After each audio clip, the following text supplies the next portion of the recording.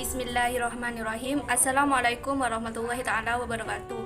Nama saya Lailatul Badriah. Di sini saya sebagai pemateri pertama tentang menyusun rancangan usaha baru. Saya akan menjelaskan tentang definisi rencana usaha. Definisi rencana usaha. Rencana usaha adalah dokumen tertulis yang disiapkan oleh seorang wirausaha yang menggambarkan hubungan faktor-faktor internal dan eksternal yang terlibat dalam memulai bisnis baru. Menyusun rencana usaha adalah tahap awal bagi seorang pengusaha untuk memulai usahanya.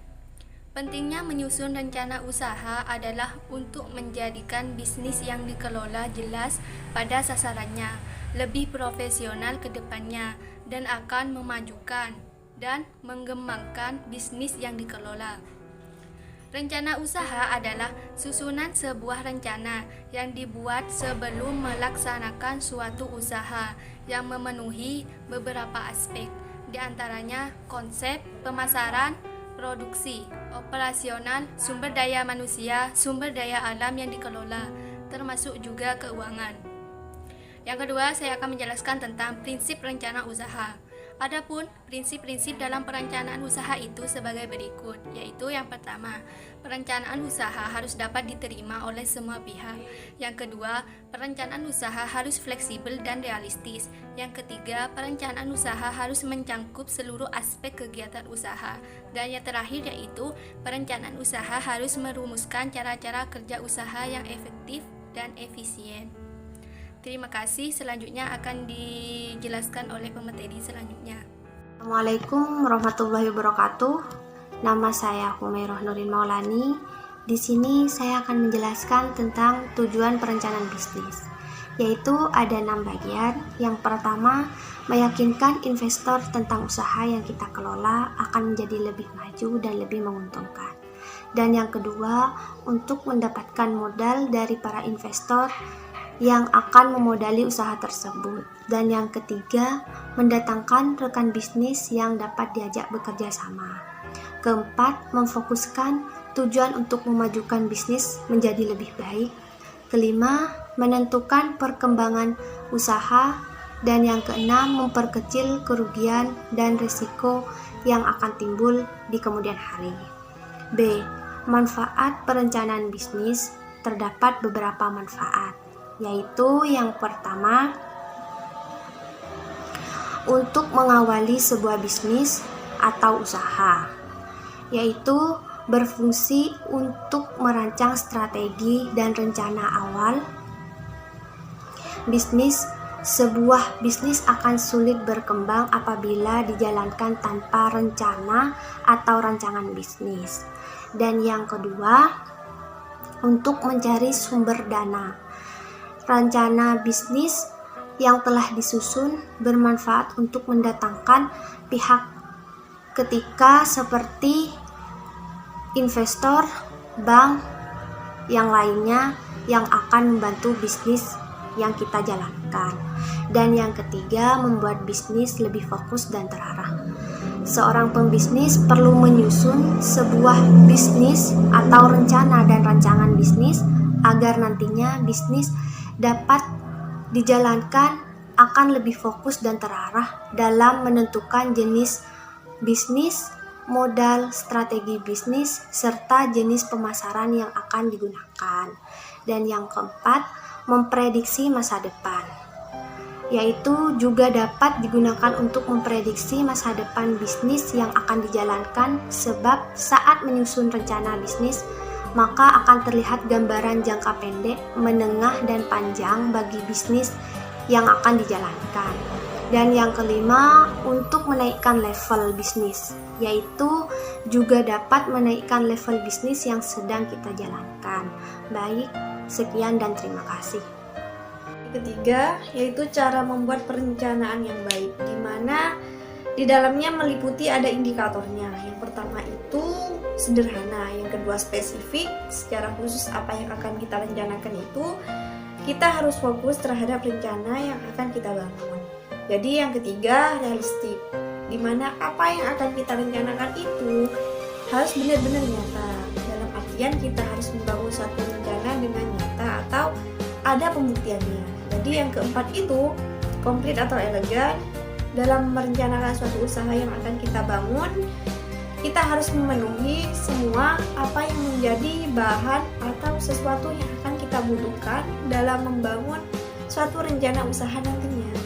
Jadi dalam aspek-aspek perencanaan usaha meliputi seperti aspek pemasaran, aspek produksi, aspek organisasi dan manajemen, dan juga aspek pengendalian dampak lingkungan, serta aspek keuangan atau modal. Jadi selanjutnya dari 5 aspek ini masing-masing akan dijelaskan lebih detail lagi nanti oleh materi selanjutnya. Assalamualaikum warahmatullahi wabarakatuh. Nama saya Ainur Rahman. Saya di sini akan menjelaskan tentang aspek pemasaran dan aspek produksi. Di sini aspek pemasaran ada 2 bagian, yaitu sasaran pemasaran, penganggaran pemasaran. Sasaran pemasaran meliputi 1. Daerah pemasaran, 2. Situasi pasar, 3. Proyeksi permintaan, 4. Strategi dan taktik pemasaran. Dan penganggaran pemasaran meliputi uraian berdasarkan neraca biaya yang dialokasikan untuk investasi dan biaya untuk operasional pemasaran. Dan juga aspek produksi meliputi 1. Pengadaan bahan, 2. Kebutuhan sumber daya produksi, 3. Proses produksi, 4. Perkiraan jumlah produksi, dan 5. Penganggaran produksi. Sekian dari saya. Assalamualaikum warahmatullahi wabarakatuh. Assalamualaikum warahmatullahi wabarakatuh.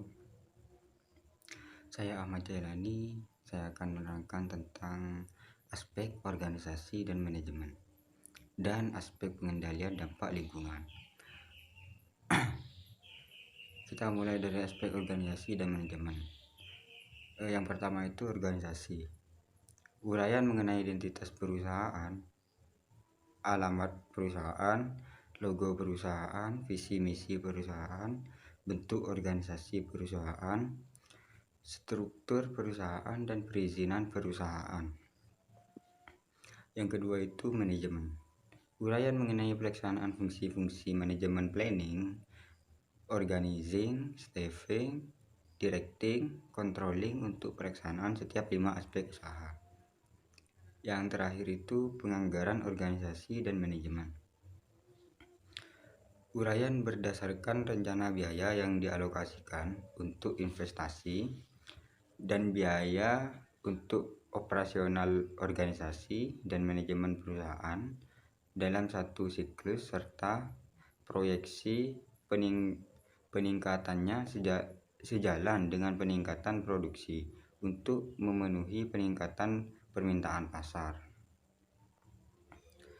Terus yang terakhir, aspek pengendalian dampak lingkungan. Yang pertama itu limbah, yang kedua dampak biofisik, yang ketiga dampak sosial budaya, yang terakhir penganggaran pengendalian dampak lingkungan. Terima kasih. Wassalamualaikum warahmatullahi wabarakatuh. Assalamualaikum warahmatullahi wabarakatuh. Nama saya Muhammad Walid, akan menjelaskan tentang prospek keuangan atau modal ketika ingin menyusun suatu usaha baru seperti itu. Tentunya setiap orang pasti terkendala dalam hal modal ketika hendak membuat suatu usaha baru seperti itu. Di sini ada beberapa hal yang harus dilalui oleh para calon wirausaha ketika ingin membuka suatu usaha seperti itu. Yaitu harus mampu memperkirakan neraca, di mana pada neraca ini menunjukkan suatu harta, utang, dan modal yang meliputi aktiva lancar seperti kas, simpanan di bank, piutang dagang, dan juga persediaan seperti itu. Juga ada meliputi aktiva tetap seperti tanah, juga bangunan, dan juga ada transportasi kantor serta inventaris kantor seperti itu. Terus pada neraca di sini meliputi pasifa, di mana pasifa ini ada dua bentuk. Pasifa jangka pendek seperti utang dagang, utang pajak, dan kredit jangka pendek seperti itu. Terus pasifa jangka panjang seperti kredit pemasok dan kredit investasi dan lain-lain seperti itu. Terus ketika hendak membuka suatu usaha baru, maka yang harus dilakukan oleh para calon wirausaha itu bisa mencari investor atau mengajak kerjasama orang lain untuk berusaha ketika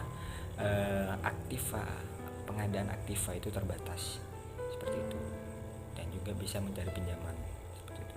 Terus calon wirausaha harus mampu untuk memperkirakan laba rugi seperti itu, karena bermanfaat untuk membantu mengendalikan suatu usaha, dan juga bentuk atau formatnya itu bervariasi tergantung pada jenis usahanya.